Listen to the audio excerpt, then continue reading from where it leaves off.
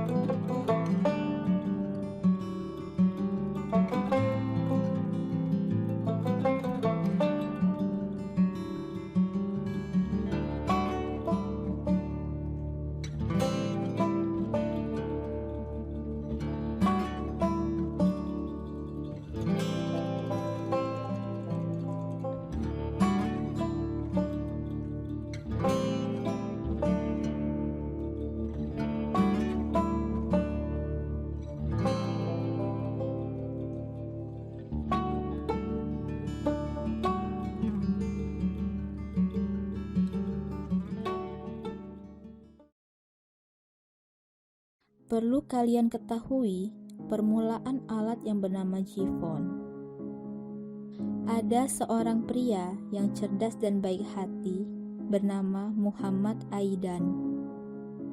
Dia adalah pemilik Jiphon pertama kali sebelum Sin.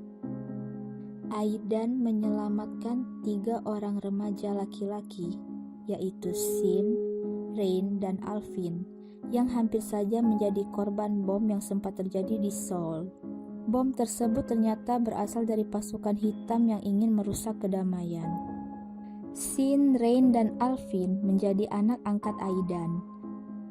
Awalnya, 3 remaja itu hidup rukun, akan tetapi Jiphon merusak segalanya. Aidan sang pemilik Jiphon tentu menjadi incaran pasukan hitam. Aidan pun meninggal karena kekejaman pasukan hitam yang ingin merebut alat tersebut. Namun, ternyata sebelumnya Aidan diam-diam sudah menitipkan Jiphon kepada Sin. Setelah Aidan meninggal, suasana menjadi sangat kacau. Rain sampai keliru dan memusuhi Sin lantaran Sin tidak ingin memberikan Jiphon kepada Rain. Rain berniat ingin membalas dendam kepada pasukan hitam yang sudah membunuh Aidan. Akan tetapi, dia malah terjerumus dan tidak menyadari sudah bergabung dengan pasukan hitam itu sendiri. Untungnya, hati kecil Rain masih menuntunnya untuk kembali ke jalan yang benar. Sementara Alvin, dia memilih menjadi detektif untuk membantu Sin dalam menyelidiki pasukan hitam. Tentang Dr. Seo, dia memiliki beberapa kenalan seorang ahli robotik. Hal itu menuntunnya bertemu dengan Sin dan menjadi sahabat Sin sampai saat ini. Yang lebih menyakitkan adalah perasaan istri dari seorang Aidan. Berharap menjalani kehidupan yang tentram, Yerim malah kehilangan suaminya. Dan parahnya, dia kehilangan anak perempuan satu-satunya, yaitu Jelly, akibat rencana jahat pasukan hitam. Sebagai orang tua angkat dari Sin, Rain, dan Alvin, Yerim tidak ingin merepotkan anak-anaknya itu lagi. Ia lebih memilih pergi dan menjalani kehidupannya seorang diri.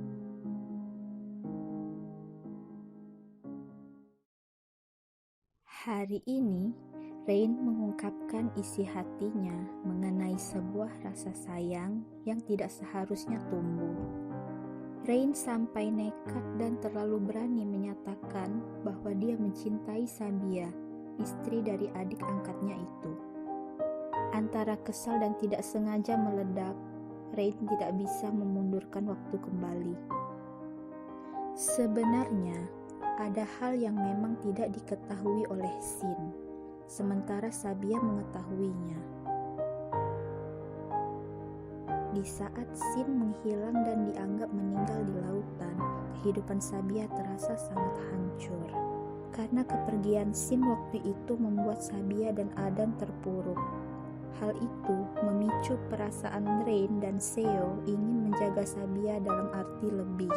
Rain dan Seo ternyata sama-sama ingin melindungi Sabia serta siap menjadi ayah untuk Adan. Sehingga hal itu menimbulkan pertengkaran antara Rain dan Seo. Pertengkaran mereka yang menyebalkan itu justru membuat Sabia semakin sedih. Karena ketika dia begitu rapuh tanpa Sin, dua pria itu justru menambah keresahannya. Yang membedakan, Seo orangnya agak tertutup, sedangkan Rain lebih suka berkata yang sesungguhnya. Sin merasa marah dan sedih bercampur menjadi satu. Dia harap Rain hanya hilaf. Sin tidak ingin Rain pergi dari hidupnya cuma gara-gara hal yang sepele. Namun, Rain tetap pada pendiriannya untuk meninggalkan Sin dan yang lainnya.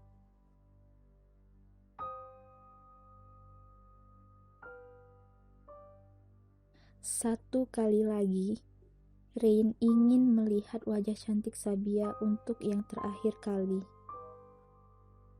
Mungkin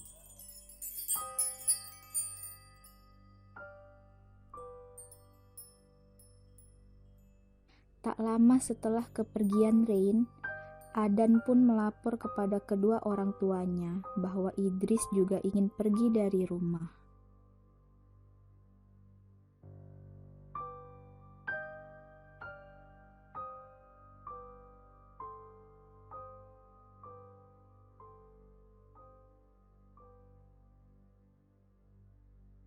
Idris selalu terbayang-bayang dengan kenangan bersama Jelly, almarhumah istrinya. Maka itu dijadikannya alasan untuk pergi.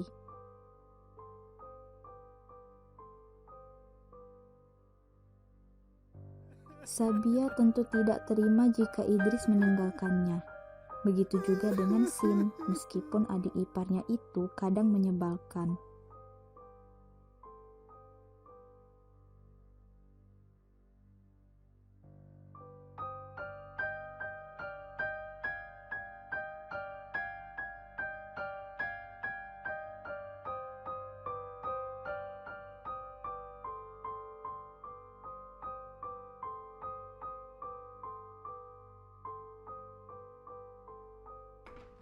Tiba-tiba, terdengar suara Idris yang kembali memasuki rumah.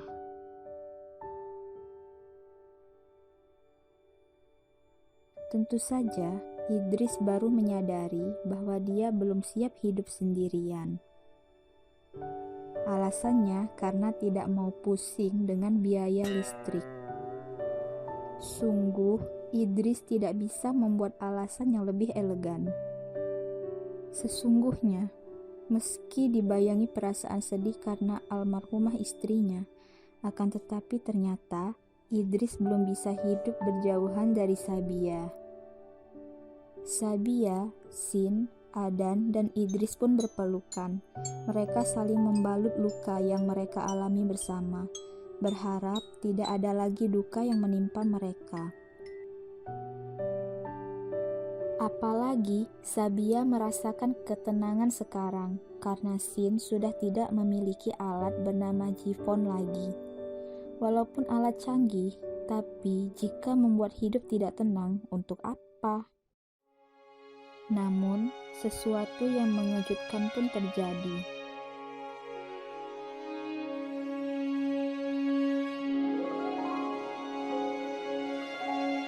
Sabia, Idris, dan Adan tidak Shin ternyata diam-diam masih memiliki Ji-Pon.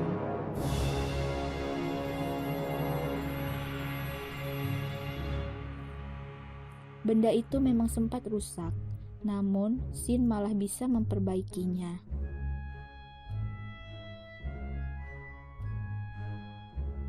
Sabia menjadi tidak bisa mengendalikan perasaannya.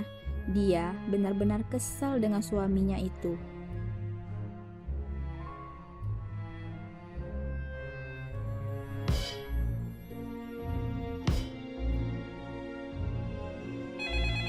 Tiba-tiba Shin mendapatkan sebuah panggilan dari Kapten Atar.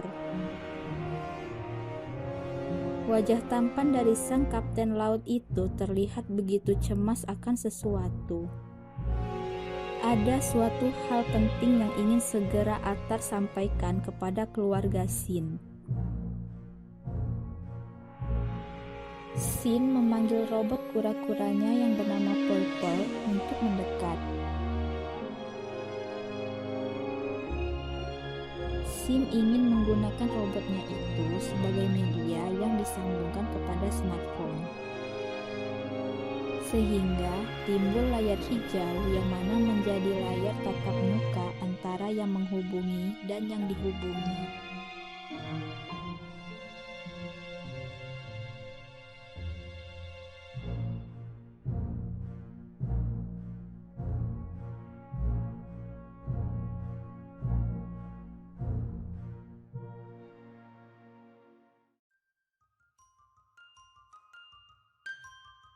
Awalnya, Shin menyambut Atar dengan senyuman.